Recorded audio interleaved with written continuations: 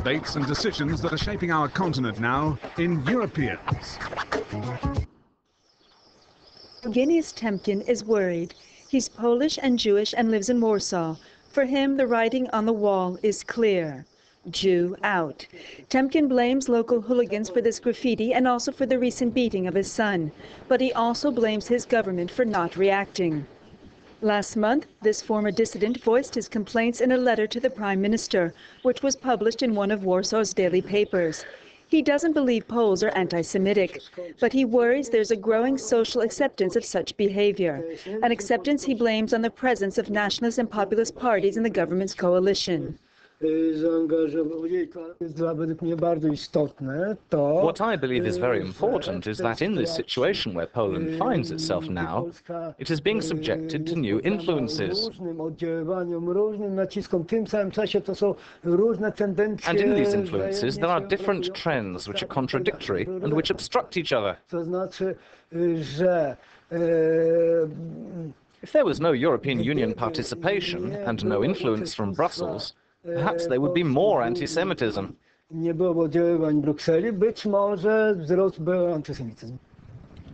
And last month, the European Parliament tested this influence. It passed a resolution expressing general alarm at an increase of racism, xenophobia, and homophobia in Europe. Poland was singled out, not for its people, but for certain political parties, namely the League of Polish Families. The resolution claimed its leaders incited people to hatred and violence. Maciej Giertej is outraged. The Polish MEP says Poland, like his party, is tolerant, and the League runs a platform based on traditional and Catholic values, not on racism or anti-Semitism. We are not hiding our views. Our opinions are open. I mean, we are known. Everybody knows what we stand for. This is no cheating, no pretending to be something else. We are what we are. And we found enough common ground with the Law and Justice Party, which is the largest party, but it does not have an absolute majority. It needs coalition partners.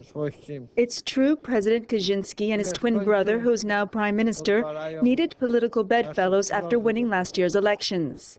They chose the Self-Defense Party, whose leader, Andrzej Leper, is known to be very anti-EU, and also the League of Polish Families, or LPR, whose leader is Roman Giertej, the son of Maciej, and who is now Minister of Education. For Poland's gay rights activists, the LPR is homophobic. More extreme members of the LPR have been quoted as equating homosexuals with pedophiles. Although such comments have been condemned by the party itself, there have been clashes such as these between gay activists and LPR youths in recent months. Christian Lejerski opened this gay nightclub in Warsaw after city authorities had closed his previous club.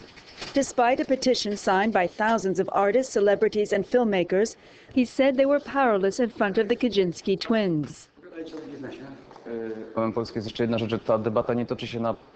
Poland, the debate on homosexuality is based on emotional arguments, not rational ones. I think that the radical parties like LPR play on worries in Polish society.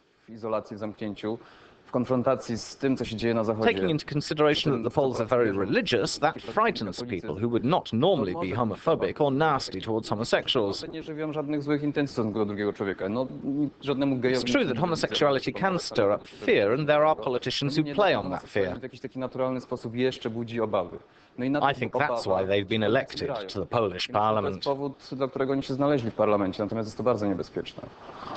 A 2004 survey by the European Commission revealed that public trust of national parliaments was only 35%.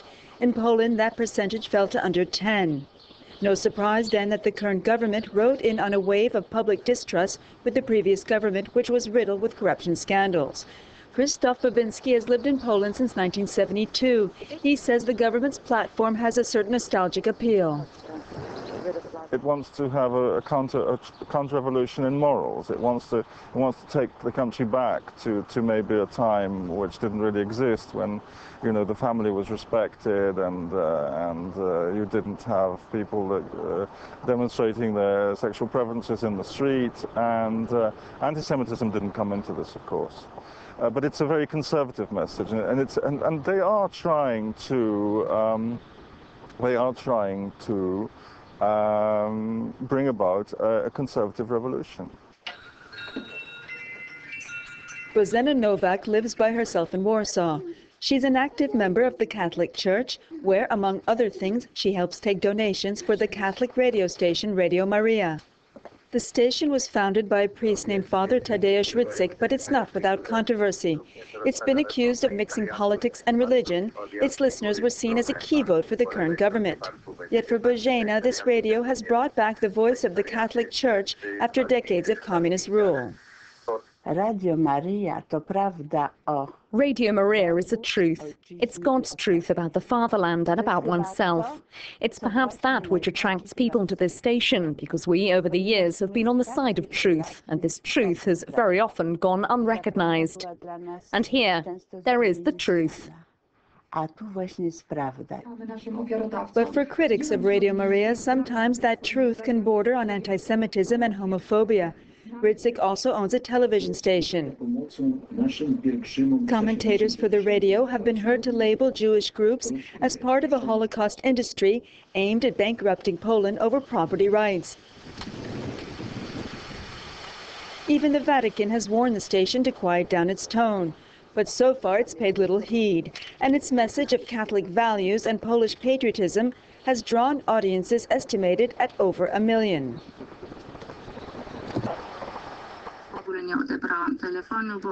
Jakub Janewski is a radio journalist who recently revealed that he is gay.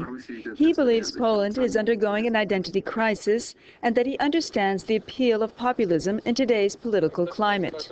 People who are listening to Radio Maria, they are really useful for politicals. They are voters, they are active politically, they are interested in what is going on, and this a little bit out of date understanding of political issues and political reasons in Poland. It's wonderful for populism. When the changes came about, the stress was very much on bringing in free market reforms, building democratic institutions, but the whole sphere, the whole social sphere, was rather neglected. And there are many people who have felt left out of the changes and felt left behind. And that is where the support for populism in our countries is coming from.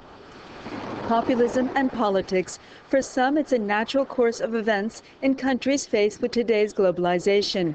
But for the EU, it could prove to be one more political headache since the enlargement party ended.